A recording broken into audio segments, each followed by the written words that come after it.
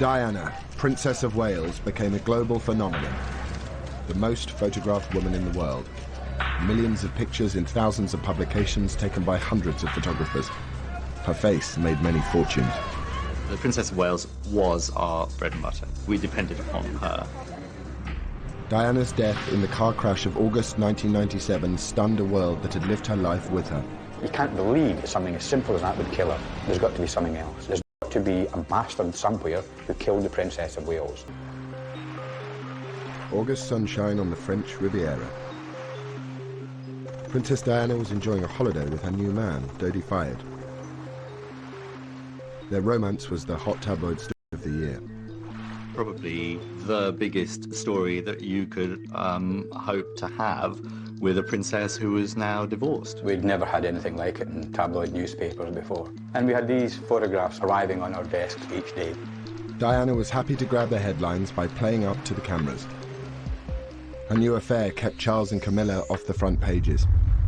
Il y avait beaucoup de photographes, mais parce que il y avait un show. There were a lot of photographers because there was a permanent Diana show. She usually tried to hide, but this time she gave and gave and gave, every day. Elle donnait tous les jours, quoi. Photographs of the lovers were netting big rewards for the lucky photographers who were giving their romance global coverage. It was a dream come true for a few guys. The money was flying everywhere, buckets loads of money. It was In Paris, dodging photographers. Someone tipped off the press that they were waiting for Dodi's father's hotel, the Ritz. On the right, everyone A large crowd of photographers and onlookers had gathered outside, captured here on a tourist's video. Wow, wow, wow. Guys, look at this. Someone's out there, very important. At 10 to 10, the couple arrived for dinner. Outside, waiting, were a mixed bunch of photojournalists, news photographers and celebrity paparazzi. Some were freelance, others worked for agencies that sold their pictures to newspapers and magazines. Amongst them was 28-year-old agency photographer Pierre Hounsfield. We thought they'd come out and that they wouldn't really try to hide away a great deal, since for the whole summer they'd given photo ops time and time again, so we thought, why would they hide away in Paris? Another photographer was 38-year-old Nicolas Arsov. He specialized in news and celebrity pictures. We knew something was happening. We knew that she was inside the hotel, and so we waited. 44-year-old Jacques Langevin was different from the others. He was one of France's most respected prize-winning photojournalists, used to trouble spots like Iraq and Rwanda. But that night, he was assigned to cover Diana. I was at a friend's having a quiet dinner when I got called late, around 10:30 p.m. So I didn't want to go. I dragged my feet and tried to get out of it. I tried to get another photographer to replace me, but it didn't work.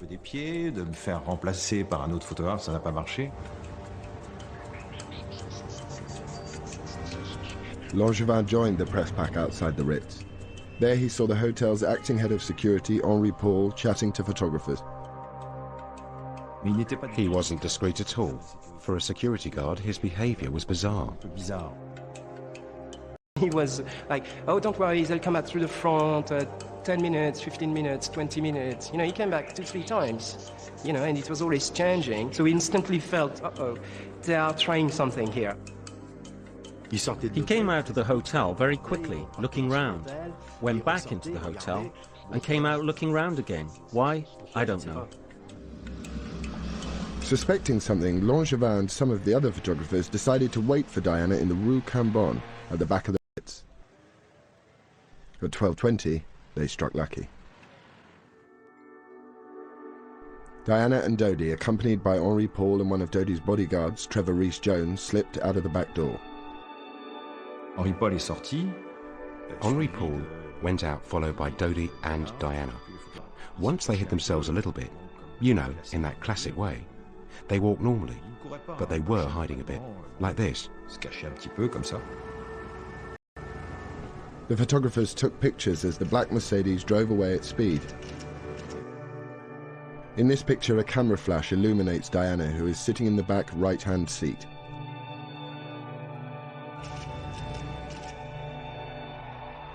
In this picture, we see Henri Paul at the wheel. Trevor Rees-Jones is in the front passenger seat raising his hand. Diana is in the back with her head down. Dodi is on her left, but not visible. This is one of the last photographs taken before the crash.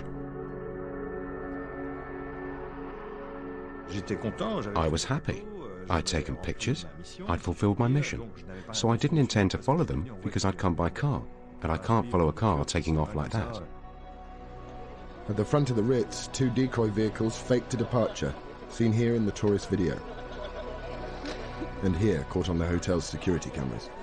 As they pulled away, some of the waiting photographers knew they'd been duped. When I realized that they had left, I felt, oh yeah, mistake, you know. But again, it's a mistake, but, you know, shit happens. Nicola Arsov also missed getting shots of Diana.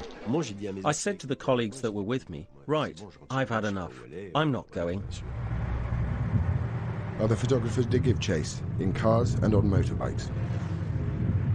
Some nearly caught up with the Mercedes by the Place de la Concorde. At the lights, Henri Paul sped.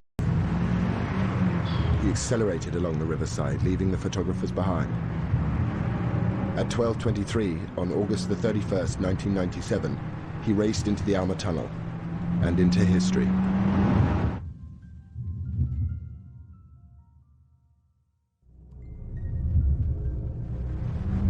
As the Mercedes carrying Diana entered the Alma Tunnel, it lurched to the left to try and avoid a slow-moving Fiat Uno in front of it. Driver Henri Paul lost control. The car slammed into the 13th concrete pillar at 65 miles an hour. The force of the impact removed the front bumper.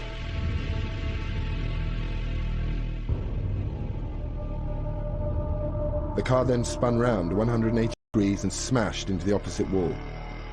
This picture shows the car in its final position, up against the wall, lights on, horn blaring, facing the direction it had come from. Dodi and Henri Paul died instantly. Trevor Rees-Jones was pinned in the road. News footage taken later that night shows the damage to the front of the car.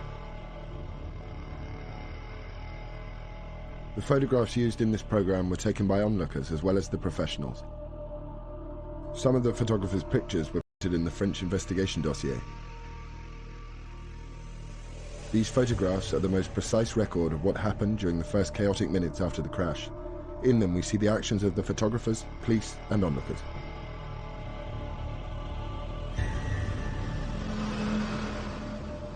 The first to arrive on the scene was 24-year-old photographer Romuald Ra and his driver. They were about 30 seconds or 600 meters behind the Mercedes. Ra had a diploma in first aid. He was the first to approach the car and open the rear door to see what he could do. J'ai eu un choc pendant quelques secondes. Je me suis un petit peu écarté de la voiture. I was in shock for a few moments. I backed off from the car, and then I came back and went towards the car so that I could open the door and see what I could do, and if I could give them some first aid.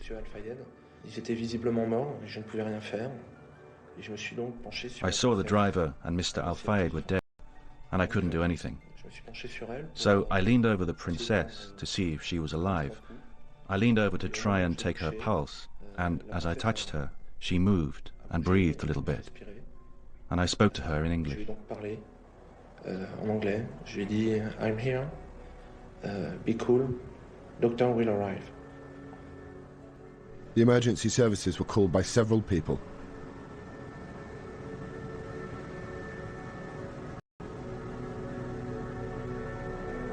Next on the scene, amazingly, was an off-duty doctor trained in emergency medicine. Dr. Frédéric Maillet was driving in the opposite direction with a friend, Mark Butt, when they saw the wreckage. Maillet quickly assessed the condition of the car's occupants. I remember the left back passenger was apparently dead. Didn't breathe, didn't react, didn't show any signs of life. There was the front passenger who was still alive, shouting, screaming, because he was severely injured on his face. So at least he has kind of consciousness, kind of blood pressure, so he was not extremely urgent. And the left passenger was a beautiful woman. She didn't have any blood on her face, but she was unconscious and her head was down like that and she had difficulty to breathe.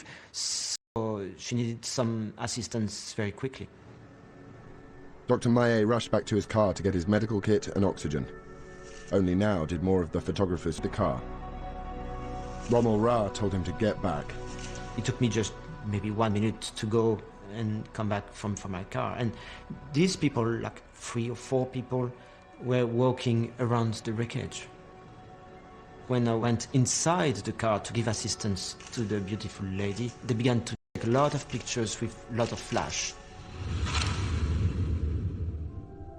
This is one of the earliest pictures taken. Many photographs of Diana were taken that night. We will not be showing her face. Diana is jammed between the front and back seats. Dr. Maillet is administering oxygen to her. I know it's very surprising for everybody, but I didn't recognize her because my attention was focused on so many other things. I didn't have time to try to understand who she was.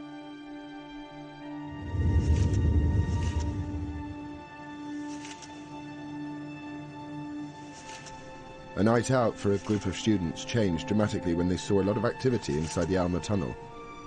Là, on a vu un photographe en scooter qui sortait du tunnel et il s'est arrêté à notre niveau. We saw a photographer on a scooter coming out of the tunnel.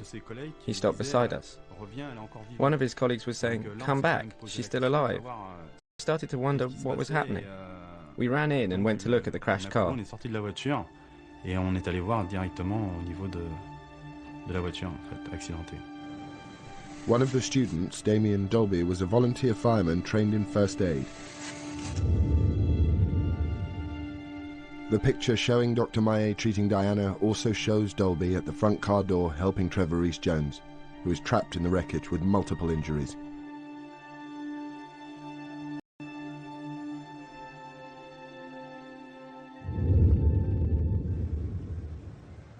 One of the accusations against the photographers was that they impeded the treatment of the injured. The thing that got to me was that they had very huge lenses and they were taking pictures very close to the car, almost even with the car door, very, very, very close. On avait décidé de quand même de repousser un petit peu les photographes, de laisser un petit peu de place. We decided to push the photographers back so as to leave some space for Damien and a doctor who was close to the car. We pushed them back without actually touching them. They showed no resistance. Ils n'ont pas insisté là-dessus, donc là-dessus ils sont reculés sans problème. They were probably very, very close, but at no time they hampered me doing my job. They didn't impede anyone from entering the car. They didn't climb all over the car or anything like that. They were just close, taking pictures.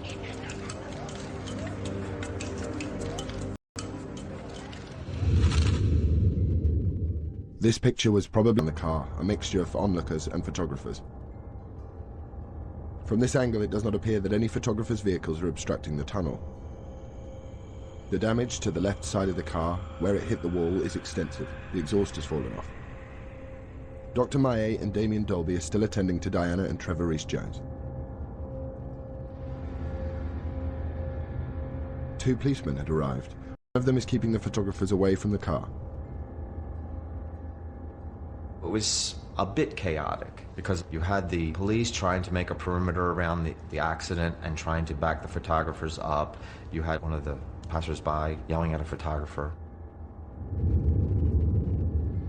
Pushed away from the car, the photographers continued to take pictures. In this picture taken from a distance of about 15 feet, one of the policemen is looking into the rear of the car. They had recognized Princess Diana and called for backup. This picture was taken by an American tourist. In it, we can see a policeman controlling a couple of the photographers. The enormity of the event was beginning to register with many in the tunnel.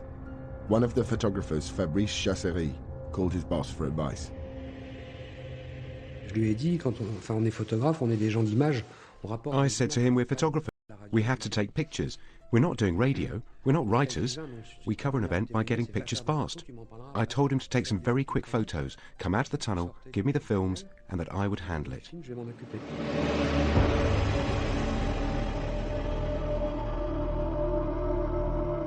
9 minutes after the crash, a fire and rescue crew trained in emergency medicine arrived.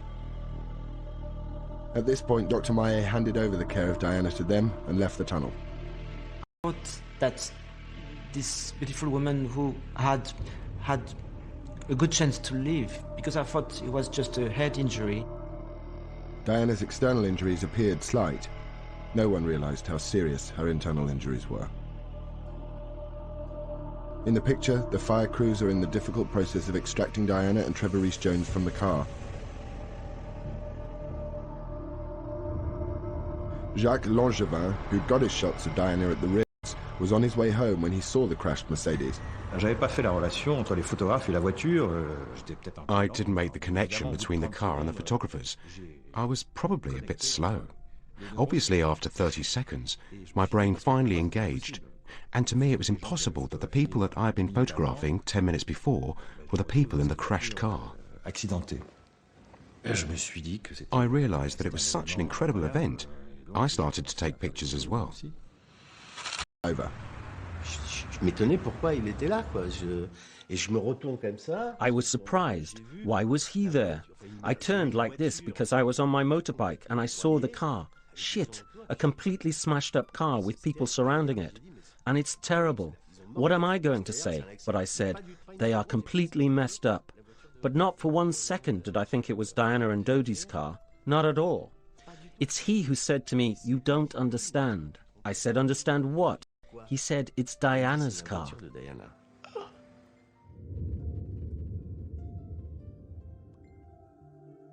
In one of the pictures taken at this time, we see the police effectively maintaining a perimeter. The fire crew helped Diana and Trevor Rees-Jones unhindered.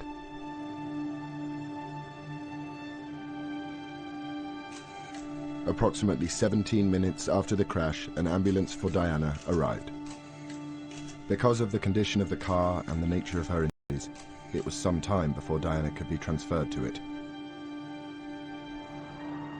Two photographers who'd missed Diana and Dodi at the Ritz heard of the crash and rushed to the tunnel. By the time they arrived, the riot police were there too. I ran down, I had the glimpse of the tunnel, a split second, and a riot policeman stopped me, insulted me. I don't remember which term, but I heard, names, and he threw me outside. Je faisais des photos d'ambiance de la scène. I was taking photos of the scene, and a little group of policemen asked me to stop taking photos. I did, and they asked me for my film. I really didn't want to give them my film. We had a rather terse discussion. I ended up opening the canister and taking out the film. That meant I didn't have the photos, but neither did they. But some of the photographers had got their films out of the tunnel. Pictures of the injured Diana would be worth hundreds of thousands of pounds. In North London, Ken Lennox, picture editor of The Sun, was woken by his ringing phone. It was an unusual telephone call. A slightly panicked French-speaking photographer said he had got photographs of Diana being involved in a car crash, and I could have them exclusively for the UK for £300,000. My heart jumped. I didn't waste time. I had to see these pictures, but in principle I'd said yes to buying them. A few miles away, photographer and picture agent Lionel Chereau was also woken with the news. I got a call from somebody in Paris who's got pictures of the accident. So I said, yes, please get hold of these pictures and arrange to have them wired. In Paris, the police chief, Philippe Massoni, had sealed off the tunnel. À partir du moment où il est arrivé, on a été pris dans la nasse. From the off, back off. And then they told us to go to the end of the tunnel. D'aller au fond du tunnel. They said to us, you photographers, and put us against the wall, brought us our bags. Is this yours, or this one, or this one? And everyone had their photographer's bag at their feet. And there they searched us as well. Every policeman patted us down to see if we had hidden films. Martine Montet, head of the elite criminal brigade, had the photographers questioned. She quickly gave the order that they be held on suspicion of causing the accident We didn't have any witnesses because it was the middle of the night. Very few people, well, no one saw what really happened. However, we quickly understood the paparazzi were behind and around the car, a bit like an escort, if you like. They were trying to take photos of them and find out where the car was going. It wasn't anything extraordinary because they are notorious for it.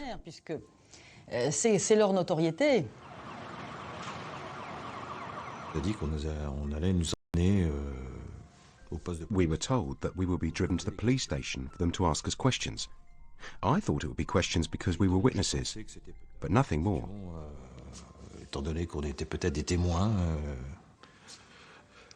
Mais pas plus.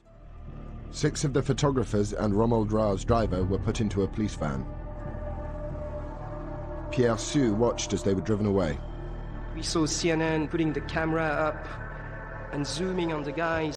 We went like, this is not good, because what does it mean? It means it's them, they are the murderers. You know, they are guilty. The photographers in the van believed they were simply witnesses to a terrible accident. They had no idea of the ordeal that lay ahead.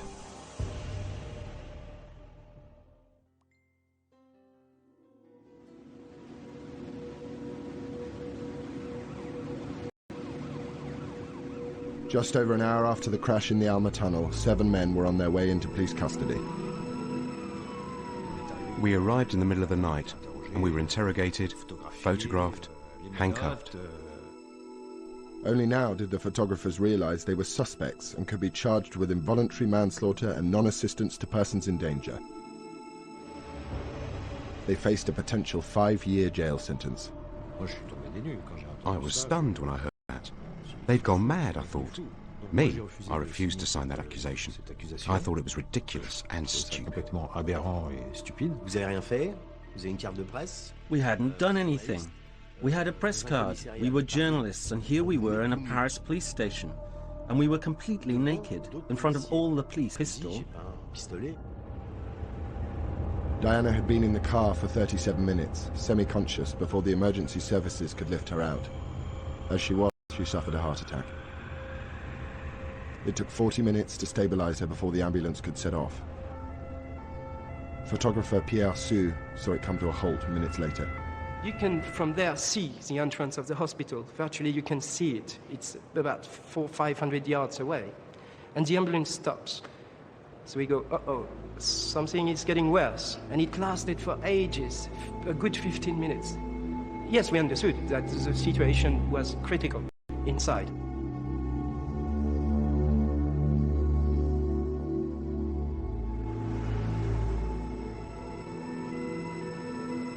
The ambulance finally arrived at the hospital 25 minutes after leaving the tunnel. The British ambassador and French officials were waiting. She was lying on a stretcher, her blonde hair falling this way. Her face was very serene. She had a very untroubled face. She had bruises here.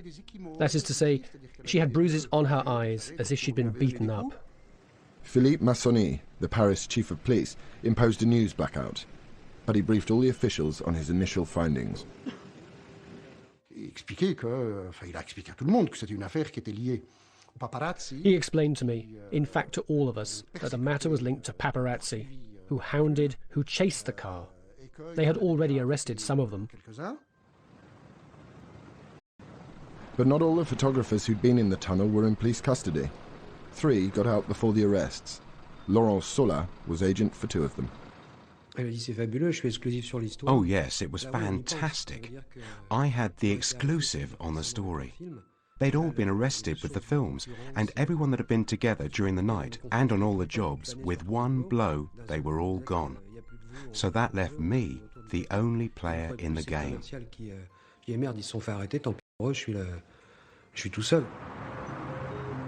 In London, Ken Lennox, wearing his slippers and an old tracksuit, rushed to the Sun offices to see the photographs sent from Paris. I just ran through security, straight up to my electronic picture desk, opened it up, sat in front of it. The first picture jumped up, and I knew right away that we had to have them because she had a trickle of blood coming down her forehead, but she didn't look badly injured. There was no horrific injuries to her at all. So it was a great publishable it was going to be absolutely sensational. At the same time, Phil Hall, editor of The Sun's sister paper, The News of the World, was looking at his own set of photographs. I remember sort of looking across and seeing a slightly furtive look on their face, thinking, come on, this is going to be a huge story if this story develops. Any story involving Diana was front-page news, but this promised to be the biggest ever. The world's media was starting to wake up to the events in Paris. The phone went alongside the bed, and it was my editor at the time saying, Dodie's dead and Diana may be dead. And using extremely fruity language, I thought this was a wind-up. I said, you know, don't wind me up. It's 1:15 on a Sunday morning. He said, no, this is true. Dodie's definitely dead. There's been a car crash. Can you come in? Gowing went on air at 2:30 London time. Welcome to BBC World News. I'm Nick Gowing. Diana, Princess of Wales, has been seriously injured and her companion, Dodi Al Fayed, has been killed in a motor accident in the French capital, Paris. Reports say a vehicle carrying the princess and her entourage was being chased by a carload of paparazzi photographers. At News International, the mood rapidly changed from excitement to shock, as reports suggested the paparazzi were to blame. One of my first thoughts, and I remember saying it in the office, was that, gosh, if one of these photographers has caused this accident, we're all going to be in trouble. This could be the end of the free press as we know it, because there'll be a massive, massive backlash against us. I felt sick. I felt anxious about it all. I knew that my photographers would be in trouble on the streets, and it didn't look good. One of the few voices to challenge the report blaming the photographers for Diana's accident was James Whittaker. I'm now joined by James Whittaker, who is the royal correspondent for the Mirror newspaper. There's one thing with the paparazzi following, but the driver doesn't have to drive in such a way that an accident is then caused. What I did think was, how can these people just blame the photographers for doing it? They haven't got a clue what's going on. It wasn't the BBC who were making this judgment about paparazzi. It was already beginning to come out from a number of people. It's the damn paparazzi who were chasing the princess and caused the car to have this serious smash. Whilst who was to blame filled the airwaves, the photographs taken in the tunnel were fetching record-breaking prices. J'étais pratiquement à 20 millions de francs. Il faut faire la conversion, mais c'est énorme. I was practically at 20 million francs. If you do the conversion, it was enormous. An example is that it was double that offered for the photos of Fergie and her charming finance man doing stuff to her feet. At The Sun, heated discussions were taking place about the pictures showing Diana in the crashed car. We looked at the photographs again. He said, what do you think? I said, well, if it doesn't get any worse, we can use these all over the place. If it does get worse and Diana dies, we can't use them anywhere. And he agreed. But it was like a convoy.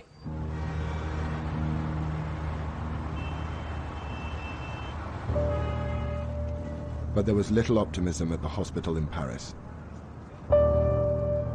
Diana had suffered a second heart attack and had massive internal hemorrhaging. They tried to revive her for 2 hours.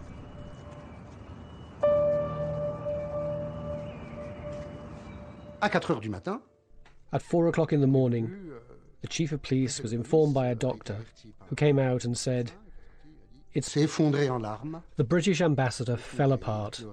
He cried and cried and cried like a child. Diana was declared dead at 4 a.m. French time, but no announcement was made.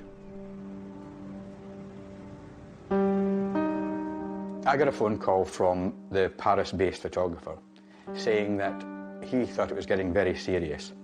He had seen someone he recognised from the British Embassy. He thought a first secretary, coming out of a room, leaning against the wall and sliding down the wall. And he just assumed that he was the bearer of bad news. By 4:30-ish, we essentially knew that she was dead.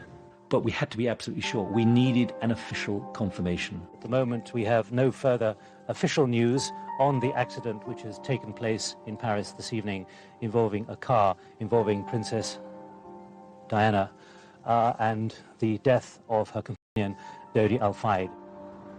By now, 500 million people around the world were tuned into news channels watching the unfolding drama on TV. I had to hold my breath metaphorically, realizing that something dreadful was about to be made public, and I would have to reflect that on air. Nearly 2 hours after Diana died, the truth was reported.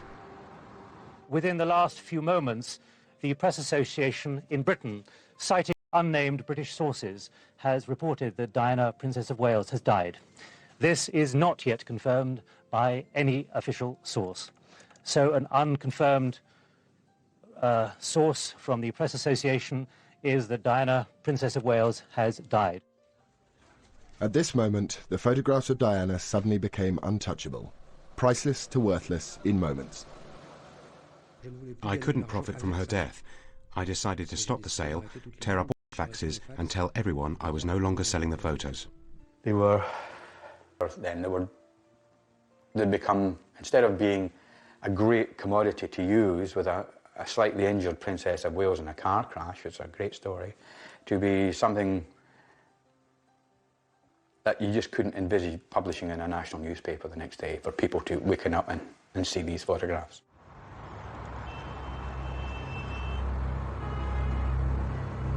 At 6 a.m. in Paris, the French Interior Ministry officially announced Diana's death and put forward whom they thought was to blame. S'étant lui-même rendu sur place. D'après les premiers éléments que nous avons recueillis, le véhicule dans lequel avait pris place la princesse était suivi par des journalistes qui tentaient de prendre des photographies. In Britain, people were shocked by the news that Princess Diana had been killed in a crash because the paparazzi had chased her car. It seemed everyone knew who to blame. People have been pointing fingers, angry fingers, at some of the photographers here. A bus driver leaned out of his cab and simply shouted at the not the media people here, "Leave her alone." Mohammed Al Fayed's spokesman denounced the role of the photographers in the accident. Mr. Al Fayed believes that this appalling tragedy would never have happened but for the attentions of these people who I suppose we shall have to call photographers. It was quite appalling what happened, and we're just coming to terms with that. In Paris, some eyewitnesses told the media what they had seen in the tunnel. A police was pushing two of the journalists to go away from the car, and another one would run around to try to get by again, like it was relentless. And from South Africa, Diana's brother, Earl Spencer, was absolute in his condemnation of the press. It would appear that every proprietor and editor of every publication that has paid for intrusive and exploitative photographs of her, encouraging greedy and ruthless individuals to risk everything in pursuit of Diana's image, has blood on his hands today. Earl Spencer's statement inflamed the public's anger. You've lost a lovely person for nothing. You're horrible. You helped to kill her. I helped to kill her. Not you, but your profession. Why did they pay so much money for the photographs? Why were the paparazzi after them? If there was no money, in the photographs, they wouldn't have been after her in the tunnel. Western world. In response to the public mood, some in the press began to distance themselves from the photographers. But as long as, frankly, the public want to buy this sort of tasteless material, many of us are deeply embarrassed. I feel embarrassed to be part of the same trade as the paparazzi. Dès le premier jour, ça a été un défi. From day one, it was like a tidal wave had landed on the photographers. Without proof, without really knowing what had happened or waiting for any sort of conclusion to be drawn, it was the photographers who were thrown to the mob. It was their fault. It was them. And there wasn't even any point in having a trial because it was them. For sure, they... The 7 arrested inside the tunnel were being held at the Criminal Brigade headquarters. We were held in custody cells for 2.5 days, in a room with a window and a wooden bench. Mine was quite long. I could lie down, but the others couldn't. They had to sit for 2 days because they couldn't lie down.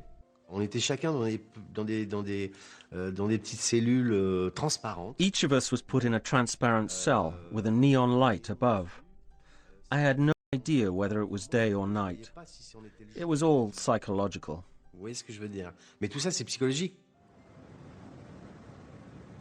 The French authorities had 20 rolls with more than 80 pictures shot in the tunnel, but they wanted them all.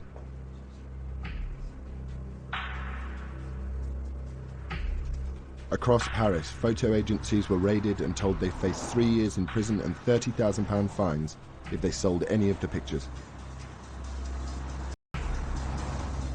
Laurent Sola didn't want to give up his negatives, but went voluntarily to the Criminal Brigade. The first strip search is done when you're stark naked. It's like in the movies, except you're not an actor. You are stark naked. A guy with fat fingers searched me. At this point, it's no movie, taking a fat finger up your ass. Eventually, Sola handed over his negatives. The operation to get the photographs spread across the channel. In London, Lionel Chereau reported a break-in at his home. A crime prevention officer came to his house.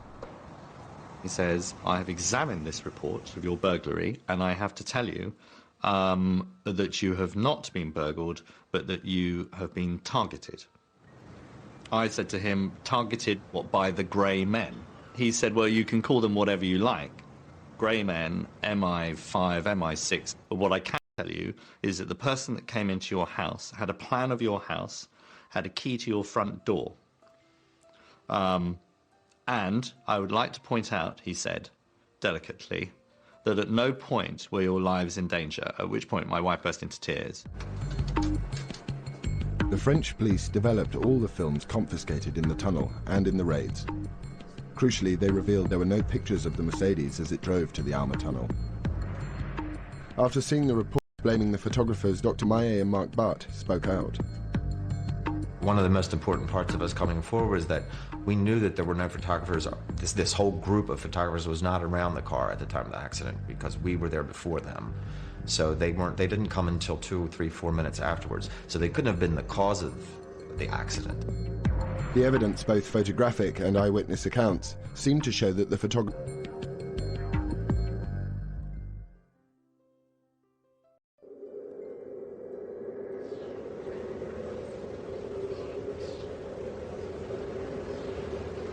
The world was in shock.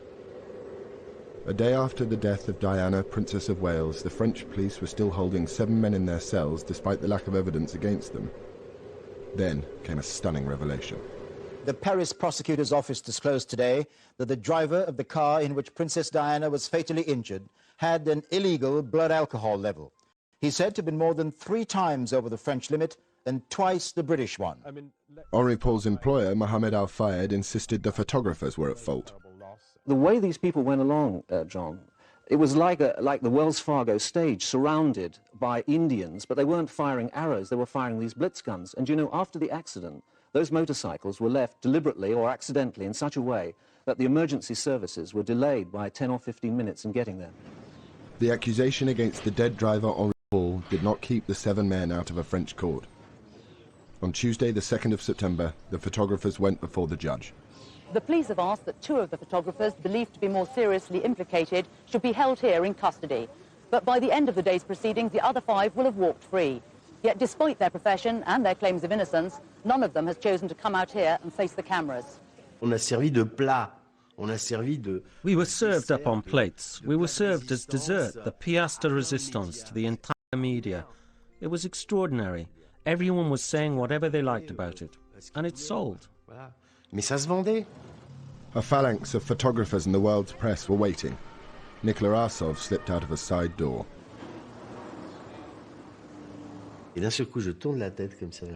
Suddenly I turned my head like this, and I saw hundreds of journalists. And then I carried on walking ahead of me without turning round. Then, on the other side of the Seine, Mr. Sieper, my boss, who was waiting for me in his car. And once I was in his car, I cried like a baby. Because you empty yourself. It's the tension, the pressure. You crack up.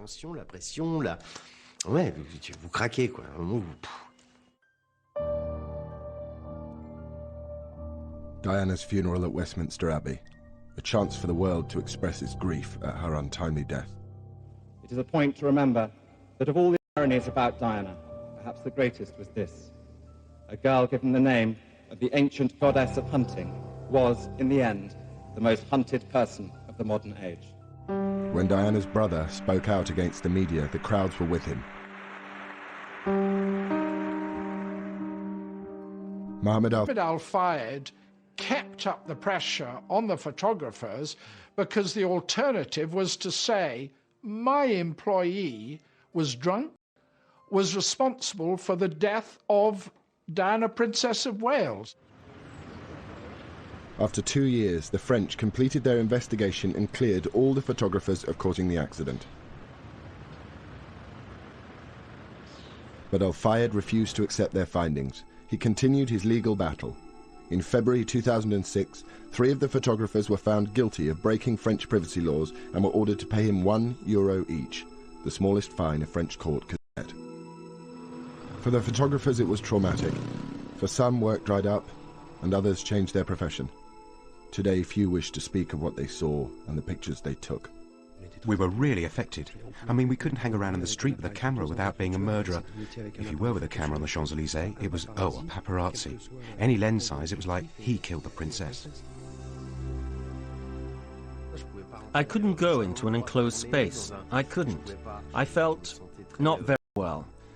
It was the event of the century. You were there, but you didn't ask to be there. For me, it was a trap. A real trap. I'd have preferred if it had never happened to me. There's always going to be that question mark. They were there. What did they do? What did they not do? Controversially, since the crash, some photographs have been published in the Italian and German press, and in 2006 a book about the French investigation revealed more pictures. But most of the 80-plus photographs taken that night remain locked away in police files, imprisoned by our sensitivity to the memory of Diana. They were published here, there's no doubt about it. They're part of the history. And they are, in a way, a full stop to the Diana story. The fallout from the deaths of August the 31st, 1997 has changed many lives. There is no one accepted version of how Diana met her death. But the photographs taken in the tunnel are perhaps the clearest record of what truly happened that night. They were pivotal in clearing the photographers, and they will become the last chapter in the picture story that is the comme ça. Diana, Princess of Wales, became a global phenomenon. The most photographed woman in the world. Millions of pictures in thousands of publications taken by hundreds of photographers. Her face made many fortunes. The Princess of Wales was our bread and butter. We depended on her. Diana's death in the car crash of August 1997 stunned a world that had lived her life with her. You can't believe that something as simple as that would kill her. There's got to be something else. There's got to be a bastard somewhere who killed the princess.